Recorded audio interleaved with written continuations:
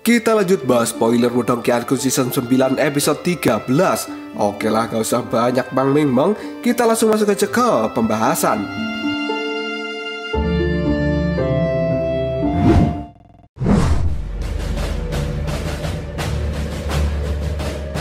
Pilar cahaya merah yang terang, yang pada saat ini berada di puncak gunung yang sedang mengarah ke langit secara bertahap tersebar. Setelah itu, sosok manusia dengan tubuh yang sangat berotot pada saat ini terlihat, karena sebenarnya itu adalah Xiaoyan.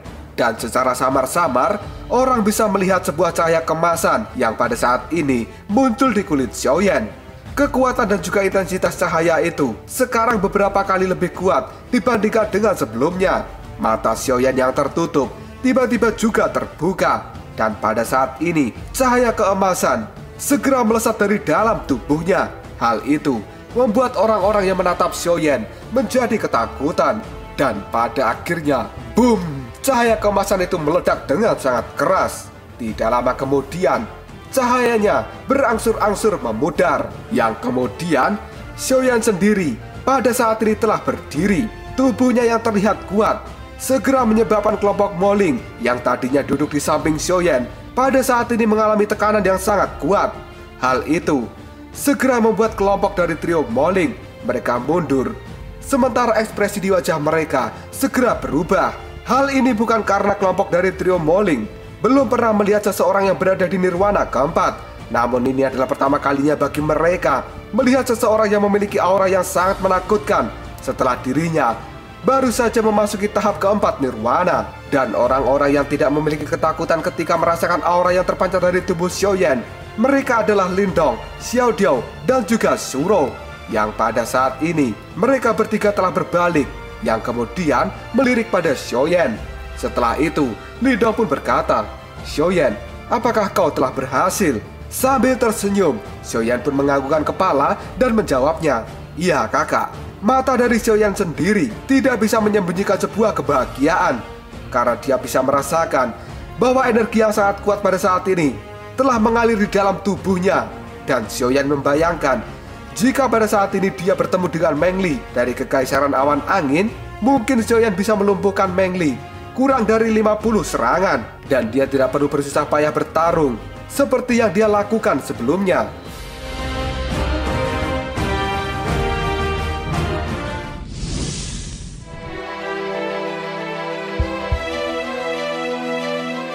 Xiaodo yang melihat Xiaoyan pada saat ini, dia pun dengan malas mengatakan, "Harimau bodoh, gara-gara dirimu melalui kesengsaraan nirwana, kau telah membuat suasana di tempat ini menjadi sangat tegang." Xiaoyan yang mendengar ucapan dari Xiaodiao, dia pun hanya bisa tersenyum konyol. Setelah itu, mata dari Xiaoyan sendiri melihat pada langit malam di sekitarnya.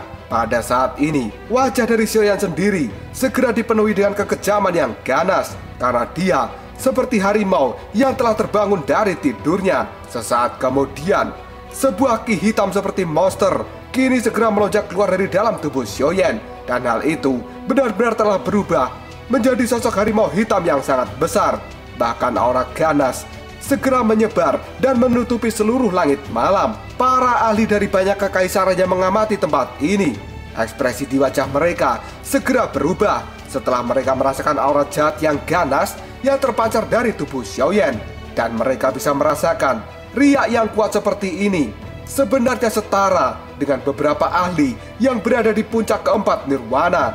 Hal itu membuat banyak orang yang melihat Xiaoyan segera mengatakan, akhirnya karakter kejam yang lainnya muncul di kelompok Lindong. Pada awalnya, orang-orang berpikir bahwa Lindong dan juga Xiaodiao saja sudah cukup untuk membuat mereka merasa ketakutan. Namun pada akhirnya, kini ditambah dengan Xiaoyan yang baru saja berhasil mengalami kesengsaraan nirwana keempat.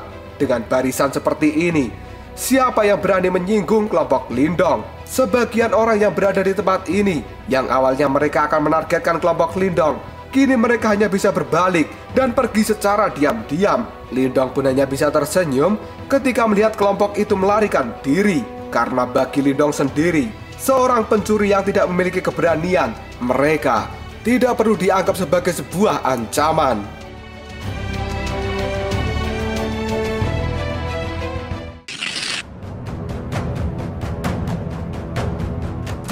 Lindong pun kini segera mengangkat kepalanya. Dia pun kemudian melambaikan tangan dan mengatakan, "Ayo kita pergi. Ini sudah hampir pagi. Kita harus segera mempercepat langkah dan bergegas menuju Gunung 100 Kekaisaran sesegera mungkin. Karena Xiaoyan telah berhasil menahan kesengsaraan Nirwana, maka kita tidak perlu berlama-lama lagi di tempat ini. Karena pada saat ini, hampir semua kekaisaran dan juga para ahli yang berada di wilayah inti, mereka semua menuju ke Gunung 100 Kekaisaran."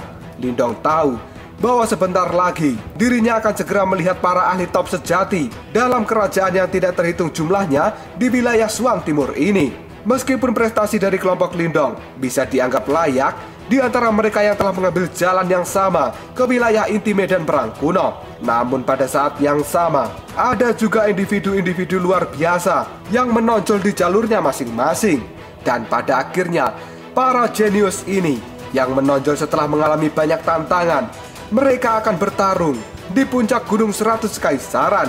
Dan pertarungan di tempat itu akan membuat darah dari banyak orang menjadi panas dan mendidih. Karena pada akhirnya pelatihan keras selama 1 tahun akan segera dibuktikan hasilnya di tempat itu. Apakah mereka akan menjadi naga ataukah mereka hanya akan menjadi cacing?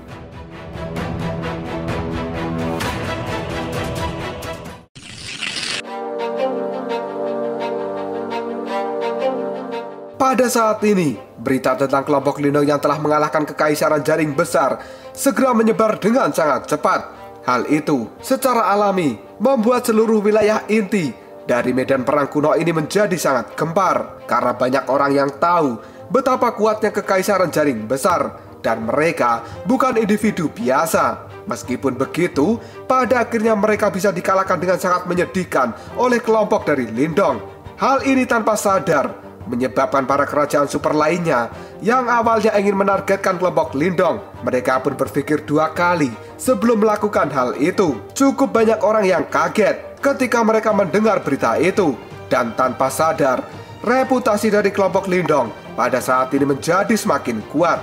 Banyak orang yang kali ini menduga di dalam perang 100 Kekaisaran, kemungkinan kelompok Lindong adalah kelompok yang paling menonjol. Di dalam perang 100 Kekaisaran sebelumnya, para pesaing yang datang dari kerajaan peringkat rendah pasti tidak akan bisa mendapatkan kursi di peringkat emas Nirwana, karena posisi itu selalu ditempati oleh Kekaisaran Super. Namun pada saat ini, mereka tidak tahu apakah akan terjadi sebuah keajaiban yang disebabkan oleh kelompok Lindong yang berasal dari Kekaisaran tingkat rendah. Kelompok dari Lindong sendiri pada saat ini tidak beristirahat karena situasi apapun selama perjalanan menuju Gunung 100 Kekaisaran. Dan pada sore harinya, kelompok Lindong kini telah mendarat di sebuah pohon raksasa. Setelah itu, mereka melihat ke depan dengan mata yang berapi-api. Karena pada saat ini, apa yang dilihat oleh Lindong adalah sebuah cekungan hutan yang sangat sepi. Sementara di tempat itu, ada aura sengit yang sangat padat yang menyebar dari dalam hutan. Dan di tengah-tengah hutan yang sunyi itu sendiri, berdiri sebuah puncak gunung yang sangat megah. Puncak gunung itu sendiri terlihat sangat datar karena tampaknya itu telah dimodifikasi oleh seseorang. Puncak gunung yang membentang 1000 meter yang pada saat ini berada di dalam hutan yang sunyi benar-benar sangat menarik perhatian. Terlebih lagi, orang-orang yang melihatnya, mereka bisa samar-samar merasakan bahwa ada riak unik yang dipancarkan dari puncak gunung itu. Mata dari Lindong sendiri pada saat ini terlihat sangat terkejut yang kemudian dia bergumam, apakah itu adalah Gunung 100 Kekaisaran? Di sisi lain, Moling, Suro, dan juga yang lainnya di dalam hati mereka pada saat ini dipenuhi dengan kegembiraan karena setelah bertahun-tahun mengalami pelatihan yang pahit dan juga menjalani kompetisi ini, pada akhirnya mereka telah sampai di tujuan mereka. Tidak lama kemudian, ada banyak sosok yang kemudian berdatangan ke tempat ini. Sosok-sosok ini juga terlihat sangat bergembira. Mereka tertawa dan kemudian mengatakan, "Haha, Gunung 100 Kekaisaran, kita pada akhirnya sampai juga." Tidak ada orang yang tidak senang setelah mereka sampai di tempat ini. Dan tidak lama kemudian, semakin banyak saja orang yang segera berkumpul di tempat ini. Dan wilayah luar dari hutan terpencil saat ini dalam sekejap saja menjadi tempat yang sangat bising.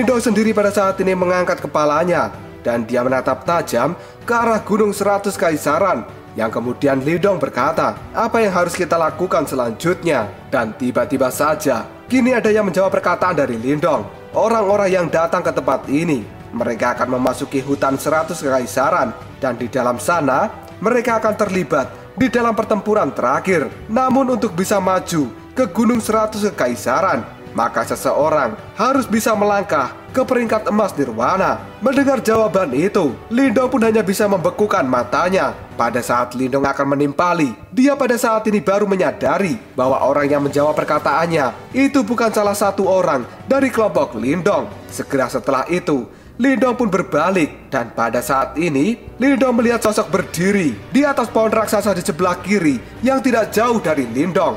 Orang itu mengenakan pakaian berwarna biru dan wajahnya seputih salju. Hidungnya sangat mancung.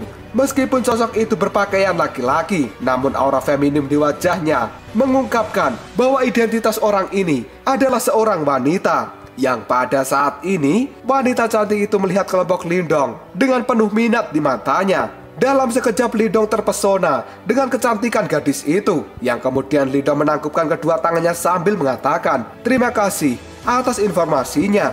Namun di dalam hati Lindong sendiri, dia sangat berhati-hati dengan orang ini karena Lindong bisa merasakan bahwa wanita dengan pakaian biru ini bukanlah orang yang sederhana. Tiba-tiba saja wanita berpakaian biru itu tertawa dan sikapnya seolah-olah tidak menyadari kewaspadaan dari hati Lindong. Yang kemudian sang wanita pun berkata, apakah kamu adalah Lindong? Aku telah mendengar tentang kelompokmu. Tidak terduga bahwa kamu bisa menghabisi kekaisaran jaring besar. Sudah bertahun-tahun sejak seseorang seperti kelompokmu muncul di antara kerajaan peringkat rendah. Tidak lama kemudian, sang wanita pun pada saat ini mengulurkan tangan putihnya ke arah Lindong dan sambil menunjukkan senyum yang memikat, dia pun mengatakan, perkenalkan, namaku adalah Lan Ying dan aku berasal dari kekaisaran surgawi. Pada saat sang wanita berbaju biru mengatakan hal ini, Lindong pun melihat ekspresi terkejut di wajah Sukui. Namun Lindong tidak menanyakan apapun, karena sepertinya ada sesuatu yang diketahui oleh Sukui. Sementara Lindong pada saat ini, dia bisa melihat segel nirwana berwarna ungu emas yang berkelap-kelip di tangan putih salju dari sang wanita. Karena itu adalah tanda bahwa wanita yang bernama Lan Ying ini, dirinya telah maju ke peringkat emas nirwana.